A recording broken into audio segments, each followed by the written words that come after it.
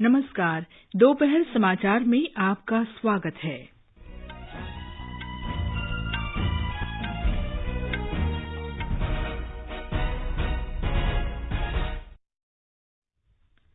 प्रधानमंत्री नरेंद्र मोदी ने कहा है कि सरकार देश में समन्वित प्रयासों से मजबूत स्वास्थ्य बुनियादी ढांचा तैयार करने पर ध्यान दे रही है।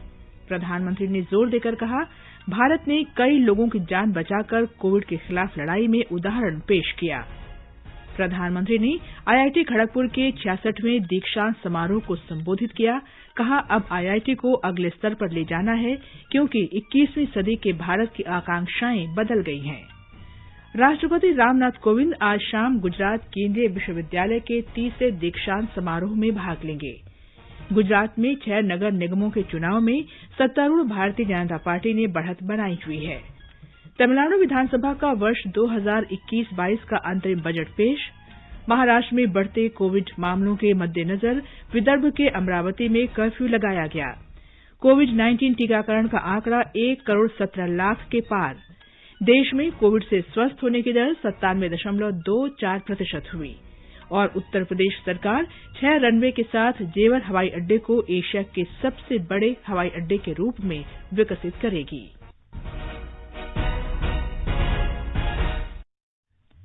दोपहर समाचार में प्रियंका अरोड़ा के साथ मैं कनकलता। कोविड महामारी से देश एकजुट होकर लड़ रहा है। आप भी हमारे साथ सुरक्षा और बचाव के 3 आसान उपायों का संकल्प लें। मास्क पहनें, 2 गज दूरी है जरूरी, सुरक्षित दूरी बनाए रखें, हाथ और मुंह साफ रखें। अब समाचार विस्तार से। प्रधानमंत्री नरेंद्र मोदी ने आज स्वास्थ्य क्षेत्र के बारे में आयोजित एक वेबिनार को संबोधित किया। उन्होंने कहा कि सरकार ने देश में कोविड के दौरान बहुत कम समय में एक मजबूत स्वास्थ्य ढांचा तैयार किया है।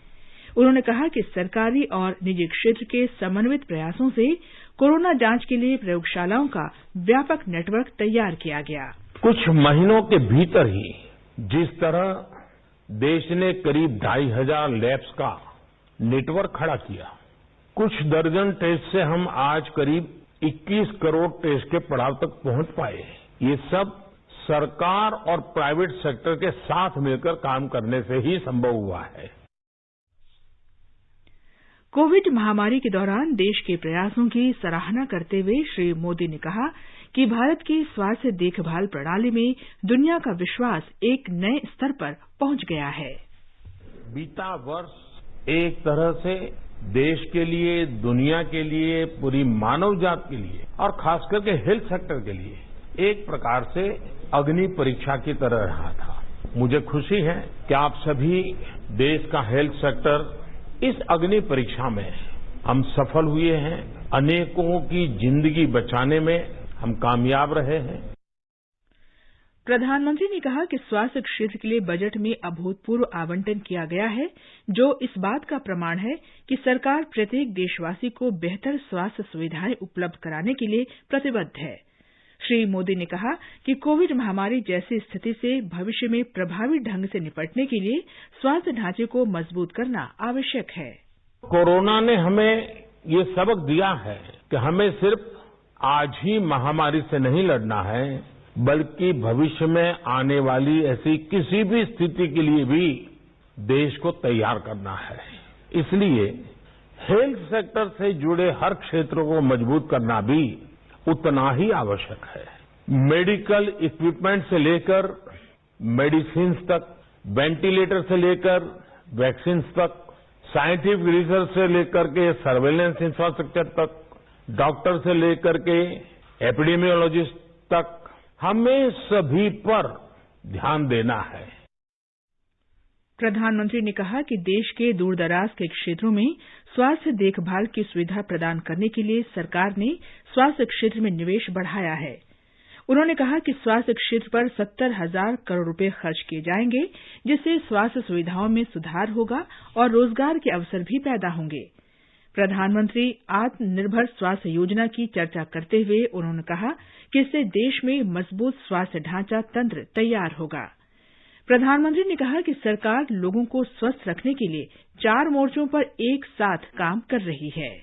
भारत को स्वस्थ रखने के लिए हम 4 मोर्चों पर एक साथ काम कर रहे हैं। पहला मोर्चा है प्रिवेंशन ऑफ इलनेस और प्रमोशन ऑफ वेलनेस। दूसरा मोर्चा गरीब से गरीब को सस्ता और प्रभावी इलाज देने का है। आयुष्मान भारत योजना और प्रधानमंत्री जन औषधि केंद्र जैसी योजनाएं यही काम कर रही हैं। तीसरा मोर्चा है हेल्थ इंफ्रास्ट्रक्चर और हेल्थ केयर प्रोफेशनल्स की क्वांटिटी और क्वालिटी में बढ़ोतरी करना। चौथा मोर्चा है समस्याओं से पार पाने के लिए मिशन मोड पर, फोकस तौर पर और समय सीमा में हमें काम करना। श्री मोदी ने कहा कि भारत ने वर्ष 2025 तक देश से टीबी को खत्म करने का लक्ष्य रखा है। टीबी भी एक प्रकार से इन्फेक्टेड पर्सन के ड्रॉपलेट से ही फैलती है। टीबी की रोकथाम में भी मास्क पहनना, अर्ली डायग्नोसिस और ट्रीटमेंट, ये सारी बातें अहम है। ऐसे में कोरोना काल में जो हमें अनुभव मिला है, जो एक प्रकार से हिंदुस्तान के कॉमन मैन तक पहुंच चुका है, अब उसी हमारी प्रैक्टिसेस को हम टीबी के क्षेत्र में भी उसी मोड में काम करेंगे तो टीबी से जो हमें लड़ाई लड़नी है बहुत आसानी से हम जीत सकते हैं। प्रधानमंत्री नरेंद्र मोदी ने कहा है कि 21वीं सदी के भारत की आवश्यकताएं और आकांक्षाएं बदल गई हैं और अब भारतीय प्रौद्योगिकी संस्थानों को स्वदेशी प्रौद्योगिकी संस्थानों के रूप में नई पहचान बनानी होगी। खड़गपुर स्थित भारतीय प्रौद्योगिकी संस्थान के 66वें वार्षिक दीक्षांत समारोह को आज वीडियो कॉन्फ्रेंस के माध्यम से संबोधित करते हुए प्रधानमंत्री ने कहा कि इस प्रतिष्ठित संस्थान से उत्तीर्ण होने वाले छात्र 130 करोड़ भारतीयों की आकांक्षा के प्रतिनिधि हैं। इस संस्थान से देश को 21वीं सदी के आत्मनिर्भर भारत में बन रहे नए इकोसिस्टम के लिए नई लीडरशिप की भी उम्मीद है। नया इकोसिस्टम हमारे स्टार्टअप्स की दुनिया में, नया इकोसिस्टम हमारे इनोवेशन रिसर्च की दुनिया में, नया इकोसिस्टम हमारे कॉरपोरेट वर्ल्ड में और नया इकोसिस्टम देश की प्रशासनिक व्यवस्था में। इस कैंपस से निकलकर आपको सिर्फ अपना नया जीवन ही स्टार्ट नहीं करना है, बल्कि आपको देश के करोड़ों लोगों के जीवन में बदलाव लाने वाले स्वयं में एक स्टार्टअप भी बनना है। श्री मोदी ने कहा कि विज्ञान, प्रौद्योगिकी और नवाचार के रास्ते में कोई शॉर्टकट नहीं है। यहां तक कि अगर कोई सफल नहीं भी होता तब भी वह कुछ नया सीखता है, क्योंकि असफलता ही सफलता का आधार होती है। आज हमारे आसपास इंफॉर्मेशन का जो भंडार है उसमें से प्रॉब्लम्स और उनके पैटर्न, उसको आप बहुत बारीकी से देख पाते हैं। हर प्रॉब्लम के साथ पैटर्न जुड़े होते हैं। समस्याओं के पैटर्न्स की समझ हमें उनके लॉन्ग टर्म सॉल्यूशन की तरफ ले जाती है। ये समझ भविष्य में नई डिस्कवरीज, नए ब्रेक थ्रूज, उसका एक आधार बनती है। आप सोचिए, आप कितने जीवन में बदलाव ला सकते हैं, कितने जीवन बचा सकते हैं, देश के संसाधनों को बचा सकते हैं, अगर आप पैटर्न को समझे और उसे समझकर समाधान निकालें। केंद्रीय शिक्षा मंत्री रमेश पोखरियाल निशंक और राज्य मंत्री संजय धोत्रे ने भी दीक्षांत समारोह को संबोधित किया। 9 स्वर्ण और 36 रजत पदक विजेताओं सहित 75 छात्रों को व्यक्तिगत रूप से सम्मानित किया गया, जबकि 2800 से अधिक छात्रों को ऑनलाइन डिग्री प्रदान की गई। संस्थान ने विभिन्न क्षेत्रों में योगदान के लिए 27 लोगों को doctor of science, life fellow award और विशिष्ट पूर्व छात्र सम्मान से भी सम्मानित किया। राष्ट्रपति रामनाथ कोविंद 2 दिन की यात्रा पर गुजरात पहुंचे। अहमदाबाद हवाई अड्डे पर उनकी अगवानी राज्यपाल आचार्य देवव्रत, उप मुख्यमंत्री नितिन पटेल और अन्य लोगों ने की। 2 दिन की यात्रा के दौरान राष्ट्रपति आज गांधीनगर में गुजरात केंद्रीय विश्वविद्यालय के 3रे दीक्षांत समारोह में शामिल होंगे। ये विश्वविद्यालय केंद्रीय विश्वविद्यालय अधिनियम 2009 के अंतर्गत संसद द्वारा स्थापित किया गया है। केंद्रीय शिक्षा मंत्री रमेश पोखरियाल निशंक भी इस समारोह में शामिल होंगे। राष्ट्रपति रामनाथ कोविंद कल अहमदाबाद में मोटेरा स्थित नवनिर्मित विश्व के सबसे बड़े सरदार पटेल क्रिकेट स्टेडियम का उद्घाटन करेंगे।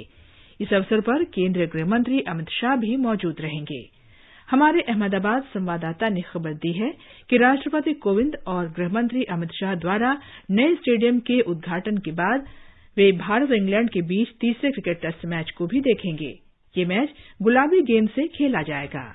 कोविड महामारी की वजह से मोटेरा स्टेडियम के अंदर सिर्फ 50% दर्शकों को ही प्रवेश दिया जाएगा, लेकिन इससे अहमदाबाद के लोगों के उत्साह में कोई फर्क नहीं पड़ा है और विश्व के इस सबसे बड़े क्रिकेट स्टेडियम पर फिर से क्रिकेट एक्शन देखने के लिए लोग अत्यंत उत्साहित हैं। स्टेडियम में दर्शकों की कुल क्षमता 1,10,000 की है। 64 एकड़ जमीन पर फैले इस स्टेडियम के 3 प्रवेश द्वार है। इसमें 25-25 सीटों की क्षमता वाले 76 एयर कंडीशनड कॉर्पोरेट बॉक्स है। स्टेडियम में ओलंपिक साइज का स्विमिंग पूल और 4 ड्रेसिंग रूम है। 3,000 और 10,000 टू व्हीलर्स के पार्किंग की भी सुविधा है। स्टेडियम में 55 रूम वाला club house, gymnasium, indoor practice pitch और फूड कोर्ट की भी सुविधा है। मोटेरा स्टेडियम में फ्लड लाइट की जगह LED लाइट्स लगाई गई है। नवनिर्मित मोटेरा स्टेडियम का आधिकारिक उद्घाटन कल होगा। योगेश पंड्या, आकाशवाणी समाचार, अहमदाबाद। ये समाचार हमारी वेबसाइट newsonair.com/hindi और हमारे mobile app news on AIR पर भी उपलब्ध हैं। चलो मिलकर एक शुरुआत करें, चलो एक फैसला आज करें, मास्क नहीं तो टोकेंगे, कोरोना को रोकेंगे, चलो एक इरादा करते हैं, चलो खुद से वादा करते हैं, मास्क नहीं तो टोकेंगे, कोरोना को रोकेंगे। दोपहर समाचार में आपका फिर स्वागत है। आगे बढ़ने से पहले मुख्य समाचारों पर एक नजर। प्रधानमंत्री नरेंद्र मोदी ने कहा, सरकार देश में समन्वित प्रयासों से मजबूत स्वास्थ्य बुनियादी ढांचा तैयार करने पर ध्यान दे रही है। प्रधानमंत्री ने जोर देकर कहा, भारत ने कई लोगों की जान बचाकर कोविड के खिलाफ लड़ाई में उदाहरण पेश किया। प्रधानमंत्री ने IIT खड़गपुर के 66वें दीक्षांत समारोह को संबोधित किया। कहा, अब IIT को अगले स्तर पर ले जाना है क्योंकि 21वीं सदी के भारत की आकांक्षाएं बदल गई हैं। राष्ट्रपति रामनाथ कोविंद आज शाम गुजरात केंद्रीय विश्वविद्यालय के दीक्षांत समारोह में भाग लेंगे। गुजरात में 6 नगर निगमों के चुनाव में सत्तारूढ़ भारतीय जनता पार्टी ने बढ़त बनाई हुई है। तमिलनाडु विधानसभा में राज्य के लिए वर्ष 2021-22 का अंतरिम बजट पेश। महाराष्ट्र में बढ़ते कोविड मामलों के मद्देनजर विदर्भ के अमरावती में कर्फ्यू लगाया गया। कोविड टीकाकरण का आंकड़ा 1,17,00,000 के पार। देश में कोविड से स्वस्थ होने की दर 97.24% हुई और उत्तर प्रदेश सरकार 6 रनवे के साथ जेवर हवाई अड्डे को एशिया के सबसे बड़े हवाई अड्डे के रूप में विकसित करेगी। गुजरात में 6 नगर निगमों की 575 सीटों की मतगणना के नतीजे मिल रहे हैं। ताजा आंकड़ों के अनुसार सत्तारूढ़ भारतीय जनता पार्टी ने 115, जबकि कांग्रेस ने 17 और बहुजन समाज पार्टी ने 3 तथा आम आदमी पार्टी ने 4 सीटों पर जीत हासिल की है।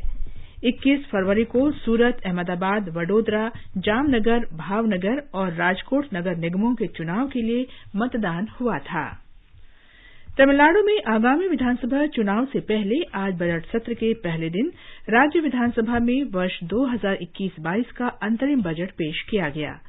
उप मुख्यमंत्री और वित्त मंत्री ओ पन्नीरसेल्वम ने विपक्षी डीएमके और उसके सहयोगी कांग्रेस तथा इंडियन मुस्लिम लीग के सदस्यों द्वारा वॉकआउट के दौरान अंतरिम बजट पेश किया। विपक्षी सदस्यों ने बाद में संवाददाताओं को बताया कि वे राज्य सरकार के कार्यकलापों से संतुष्ट नहीं हैं। विधानसभा कार्रवाई संचालन समिति आज तीसरे पहर अपनी बैठक में बजट सत्र की अवधि के बारे में निर्णय लेगी। मिजोरम में विधानसभा का बजट सत्र आज राज्यपाल श्रीधरन पिल्लई के अभिभाषण के साथ शुरू हुआ। राज्यपाल ने कहा कि उनकी सरकार खाद्यान्न उत्पादन के क्षेत्र में राज्य को आत्मनिर्भर बनाने को सर्वोच्च प्राथमिकता देती रहेगी। हमारे संवाददाता ने बताया है कि राज्यपाल ने अपनी सरकार की उपलब्धियों और भविष्य की योजनाओं का भी उल्लेख किया। देश स्वास्थ्य कर्मियों और अग्रिम पंक्ति के कार्यकर्ताओं को कोविड टीका लगाने के मामले में नया कीर्तिमान स्थापित कर रहा है। पिछले 24 घंटे के दौरान 6,28,000 से अधिक टीके लगाए गए हैं और अब तक 1,17,45,000 से अधिक लोगों का टीकाकरण किया जा चुका है। इस दौरान 9,000 से अधिक रोगियों के स्वस्थ होने से ठीक होने की दर 97.24% हो गई है। कल एक दिन में 13,255 लोगों को अस्पताल से छुट्टी दी गई। अब तक 1,07,12,000 लोग ठीक हो चुके हैं। पिछले 24 घंटे के दौरान 10,584 नए मामलों की पुष्टि हुई है।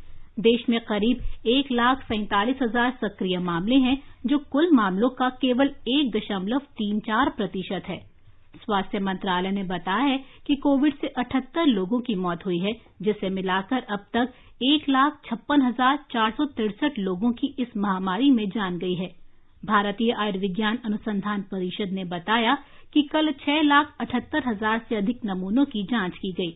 अब तक 21 करोड़ 22 लाख से अधिक जांच की जा चुकी है। इसके लिए 2,393 प्रयोगशालाएं काम कर रही हैं। इनमें 1,220 सरकारी और 1,173 निजी प्रयोगशालाएं हैं। महाराष्ट्र के विदर्भ क्षेत्र में अमरावती में कोविड संक्रमण के मामलों में तीव्र वृद्धि के कारण नगरपालिका के समस्त क्षेत्र में कर्फ्यू लगा दिया गया है। इस बीच कल राज्य में कोविड के मामलों में कुछ कमी देखी गई। राज्य स्वास्थ्य विभाग द्वारा जारी आंकड़ों के अनुसार पिछले 24 घंटों के दौरान कोरोना वायरस के कुल 5,210 मामले दर्ज किए गए हैं। इस तरह मुंबई में 760 नए मामले सामने आए हैं। ब्यौरा हमारे संवाददाता से। अमरावती और अचलपुर नगरपालिका सीमा को संगरोध क्षेत्र घोषित किया गया है। इन क्षेत्रों में वायरस के प्रसार को रोकने के लिए 22 फरवरी की मध्य रात्रि से 1 सप्ताह का कर्फ्यू लगाया गया है। साथ ही अमरावती के नगर निगम की सीमा से लगे गांवों में भी कर्फ्यू लगा दिया गया है। जिला आपदा प्रबंधन प्राधिकरण के अनुसार आवश्यक वस्तुएं प्रदान करने वाली दुकानें सुबह 8 बजे से दोपहर 3 बजे तक खुली रहेंगी। साप्ताहिक बाजार बंद रहेंगे। सरकारी कार्यालयों में 15 से अधिक कर्मचारी मौजूद नहीं रहेंगे। स्कूल और ट्यूशंस भी बंद रहेंगे। इस बीच राज्य के सार्वजनिक स्वास्थ्य अधिकारी ने कहा कि कल मुंबई महानगर क्षेत्र में कोविड से संबंधित कोई भी मौत नहीं हुई है। कुणाल शिंदे, आकाशवाणी समाचार, मुंबई।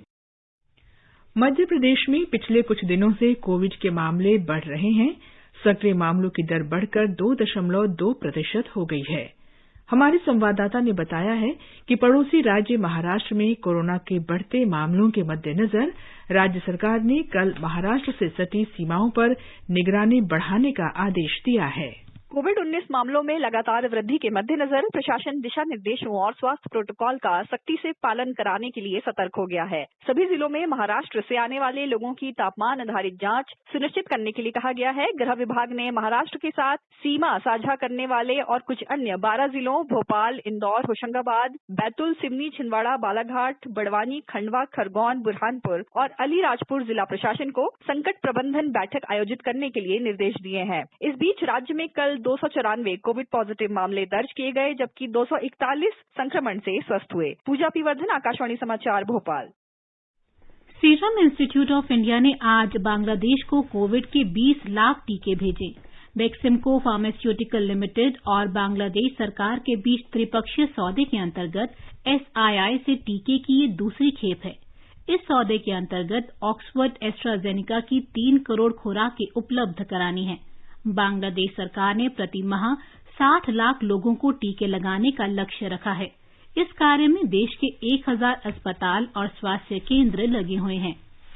आकाशवाणी का समाचार सेवा प्रभाग आज अपने फोन इन कार्यक्रम में कोविड-19 पर विशेष परिचर्चा प्रसारित करेगा।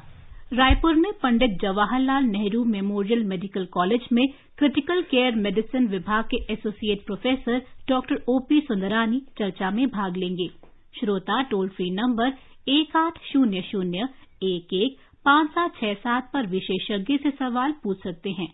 श्रोता टोल फ्री नंबर 011-2331-4444 पर भी सवाल पूछ सकते हैं और हमारे Twitter handle @AIR News Alert पर #AskAIR के जरिए प्रश्न पूछ सकते हैं।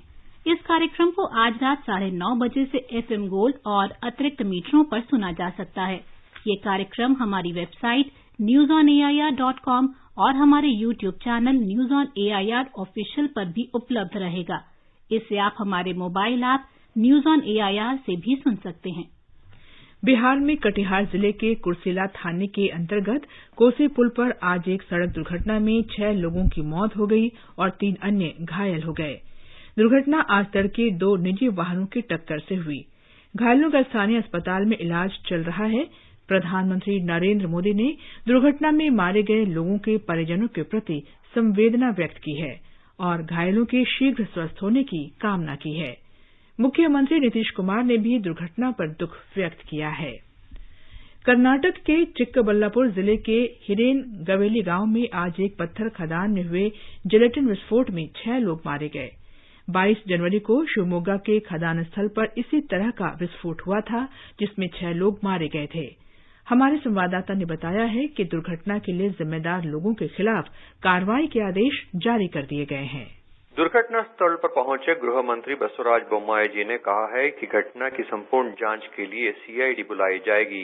उन्होंने कहा है कि खान के मालिक, पुलिस और सरकारी अधिकारी जो भी इसके लिए जिम्मेदार हैं, उन्हें सजा दिलवाई जाएगी। बोम्माई जी ने बताया कि मुख्यमंत्री जी ने मृतकों के घर वालों को 5 लाख रुपया कॉम्पनसेशन घोषित किया है और 2 लोगों को हिरासत में लिया गया है। कांग्रेस पार्टी राज्य अध्यक्ष डीके शिव कुमार जी ने सरकार से मांग की है कि खानों पर सुरक्षा मानदंड कायम किए जाएं। सुधींद्र, आकाशवाणी समाचार, बेंगलुरु।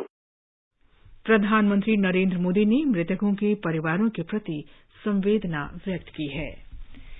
ये समाचार आकाशवाणी से प्रसारित किए जा रहे हैं। ताजा समाचार जानने के लिए आप हमारे Twitter handle @AIR News Hindi को फॉलो कर सकते हैं। ये आकाशवाणी है।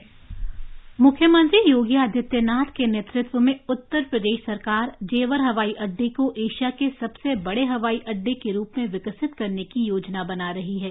राज्य सरकार ने कल विधानसभा में वर्ष 2021-22 के बजट में जेवर हवाई अड्डे के लिए 2000 करोड़ रुपए आवंटित किए। राज्य सरकार ने हवाई अड्डे में प्रस्तावित हवाई पट्टियों की संख्या 2 से बढ़ाकर 6 करने की घोषणा कर दी है। वहीं अयोध्या में निर्मित हो रहे हवाई अड्डे का नाम मर्यादा पुरुषोत्तम श्रीराम के नाम पर रखा जाएगा। इसके लिए बजट में 101 करोड़ रुपए का प्रावधान किया गया है। अयोध्या में बनने वाला हवाई अड्डा भी अंतर्राष्ट्रीय हवाई अड्डा होगा। विधानसभा में बजट पेश होने के बाद मुख्यमंत्री योगी आदित्यनाथ ने संवाददाताओं को बताया कि अलीगढ़, मुरादाबाद, मेरठ जैसे शहरों को भी हवाई सेवा से जल्द ही जोड़ा जाएगा। केंद्र सरकार ने आज उस दावे का खंडन किया है जिसमें कहा गया है कि उपभोक्ता प्रधानमंत्री ऋण योजना के तहत 1 से 2 लाख के कर्ज के लिए आवेदन कर सकते हैं। पत्र सूचना कार्यालय ने इस संदेश को फर्जी बताया और स्पष्ट किया कि केंद्र सरकार द्वारा प्रधानमंत्री ऋण योजना नामक कोई वेबसाइट नहीं है। केंद्रीय वित्त मंत्रालय ने जीएसटी की बकाया राशि 11,519 करोड़ रुपए महाराष्ट्र सरकार को दे दी है। भारतीय जनता पार्टी के प्रदेश अध्यक्ष चंद्रकांत पाटिल ने ये जानकारी दी। उन्होंने कहा कि शिवसेना के नेतृत्व वाली गठबंधन सरकार इस रकम को कोविड से उत्पन्न संकट से निपटने और विकास परियोजनाओं को तेजी से पूरा करने में इस्तेमाल कर सकती है। राज्य सरकार की आलोचना करते हुए उन्होंने कहा कि हर बात के लिए केंद्र पर आरोप लगाना ठीक नहीं है। केंद्र शासित प्रदेश जम्मू कश्मीर के उधमपुर जिले ने पिछले 18 महीनों में प्रधानमंत्री ग्रामीण सड़क योजना के तहत सड़क निर्माण में महत्वपूर्ण प्रगति की है। कुल मिलाकर 1875 किलोमीटर लंबी सड़कों का निर्माण किया गया, जिनसे 370 गांवों को जोड़ा गया है। इस योजना के तहत 3075 किलोमीटर लंबी सड़कों का निर्माण किया जाना है। चालू वित्त वर्ष के दौरान 257.26 किलोमीटर लंबी सड़कों का निर्माण किया जा चुका है। इन परियोजनाओं पर 950 करोड़ रुपए खर्च किए जा चुके हैं। इन सड़कों के निर्माण से लोगों के जीवन में महत्वपूर्ण परिवर्तन हुए हैं। सड़कों के निर्माण के अतिरिक्त उधमपुर जिले में कृषि और बागबानी, रेशम कीट पालन और मधुमक्खी पालन जैसे संबंधित क्षेत्रों पर भी काफी ध्यान दिया जा रहा है। नगालैंड में केंद्र और राज्य सरकार ने शिक्षा की गुणवत्ता में सुधार के लिए आज विश्व बैंक के साथ $6 करोड़ 80 लाख के समझौते पर हस्ताक्षर किए। इस समझौते से कक्षा में शिक्षा के स्तर में सुधार होगा और शिक्षकों की क्षमता भी बढ़ेगी। इसके अतिरिक्त इससे छात्रों और शिक्षकों को ऑनलाइन शिक्षा के लिए आवश्यक प्रौद्योगिकी हासिल करने में मदद मिलेगी। इस समझौते से सरकारी स्कूलों के लगभग 1,50,000 छात्र और 20,000 शिक्षक लाभान्वित होंगे। केंद्रीय अन्वेषण ब्यूरो सीबीआई का एक दल कोयला तस्करी मामले में पूछताछ के लिए आज तृणमूल कांग्रेस सांसद अभिषेक बैनर्जी की पत्नी रुजिरा के आवास पर पहुंचा। सीबीआई ने रविवार को उन्हें नोटिस भेजा था। उसके जवाब में रोजेरा ने कहा था कि वे इस मामले में हो रही जांच के बारे में अनभिज्ञ हैं, लेकिन वे आज अपने आवास पर उपस्थित रहेंगी। अधिकारियों ने कल कोलकाता में रोजेरा बनर्जी की बहन मेनका गंभीर से 3 घंटे तक पूछताछ की थी। निर्वाचन आयोग ने स्पष्ट किया है कि लोकसभा और विधानसभा चुनावों के दौरान निर्वाचन क्षेत्रों में केंद्रीय पुलिस बलों की अग्रिम तैनाती नियमित कार्रवाई है। मीडिया में आई खबरों का हवाला देते हुए आयोग ने कहा कि पश्चिम बंगाल में केंद्रीय पुलिस बल विशेष रूप से भेजे जा रहे हैं। ये प्रथा 1980 के दशक के अंत से जारी है। निर्वाचन आयोग का कहना है कि केंद्रीय पुलिस बलों को नियमित रूप से राज्यों और केंद्र शासित प्रदेशों के महत्वपूर्ण और संवेदनशील चुनाव क्षेत्रों में पहले से ही भेजा जाता रहा है। केंद्र सरकार अपनी तरह का पहला राष्ट्रीय खिलौना मेला 27 फरवरी से 2 मार्च तक आयोजित कर रही है। ये मेला वर्चुअल माध्यम से आयोजित किया जाएगा। इस मेले का उद्देश्य खिलौना उद्योग के समग्र विकास के लिए संवाद को बढ़ावा देना और दुनिया के सामने भारत की खिलौना निर्माण क्षमता को प्रदर्शित करना है। मुंबई से खिलौना मेले में भाग ले रहे प्रतिभागियों ने इस नई पहल का स्वागत किया है। मेले में भाग ले रहे लवली खिलौने के सह संस्थापक प्रफुल्ल पनगांवकर ने केंद्र सरकार की इस पहल की सराहना की है और सभी से इस प्रदर्शनी में भाग लेने की अपील की है। श्री पनगांवकर ने कहा कि भारतीय खिलौना उद्योग इस समय ऊंची कर दरें, कच्चे माल की अनुपलब्धता और चीन से आने वाले सस्ते खिलौने जैसी समस्याओं का सामना कर रहा है।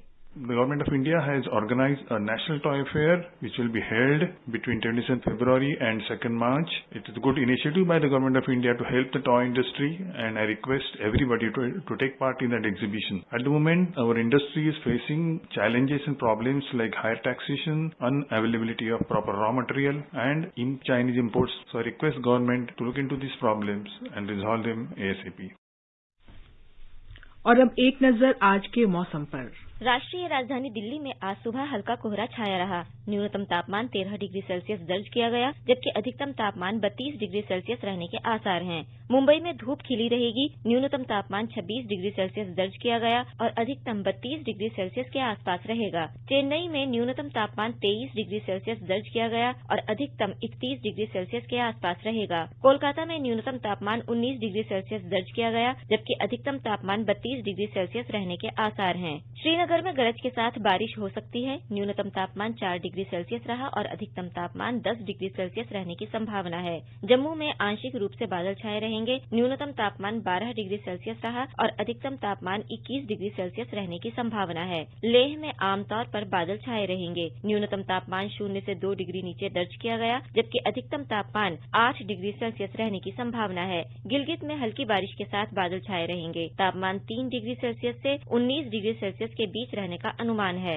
मुजफ्फराबाद में गरज चमक के साथ वर्षा की संभावना है। तापमान 8 और 18 डिग्री सेल्सियस के बीच रहेगा। चंडीगढ़ में आसमान साफ रहेगा। न्यूनतम तापमान 14 और 28 डिग्री सेल्सियस के बीच रहने के आसार हैं। हैदराबाद में तापमान 19 डिग्री सेल्सियस और 31 डिग्री सेल्सियस के बीच रहेगा। अहमदाबाद में आसमान साफ रहेगा। न्यूनतम तापमान 17 डिग्री सेल्सियस दर्ज किया गया। अधिकतम तापमान 34 डिग्री सेल्सियस रहने की संभावना है। पटना में न्यूनतम तापमान 16 डिग्री सेल्सियस दर्ज किया गया और अधिकतम तापमान 28 डिग्री सेल्सियस तक जा सकता है। समाचार कक्ष से नईम अख्तर। अंत में मुख्य समाचार एक बार फिर। प्रधानमंत्री नरेंद्र मोदी ने कहा, सरकार देश में समन्वित प्रयासों से मजबूत स्वास्थ्य बुनियादी ढांचा तैयार करने पर ध्यान दे रही है। प्रधानमंत्री ने जोर देकर कहा, भारत ने कई लोगों की जान बचाकर कोविड के खिलाफ लड़ाई में उदाहरण पेश किया। प्रधानमंत्री ने आईआईटी खड़गपुर के 66वें दीक्षांत समारोह को संबोधित किया। कहा, अब आईआईटी को अगले स्तर पर ले जाना है, क्योंकि 21वीं सदी के भारत की आकांक्षाएं बदल गई हैं। राष्ट्रपति रामनाथ कोविंद आज शाम गुजरात केंद्रीय विश्वविद्यालय के 30वें दीक्षांत समारोह में भाग लेंगे। गुजरात में 6 नगर निगमों के चुनाव में सत्तारूढ़ भारतीय जनता पार्टी ने बढ़त बनाई हुई है। महाराष्ट्र में बढ़ते कोविड मामलों के मद्देनजर विदर्भ के अमरावती में कर्फ्यू लगाया गया। देश में कोविड से स्वस्थ होने की दर 97.24% हुई। कोविड-19 टीकाकरण का आंकड़ा 1 करोड़ 17 लाख के पार। इसके साथ ही दोपहर समाचार का ये अंक समाप्त हुआ। नमस्कार।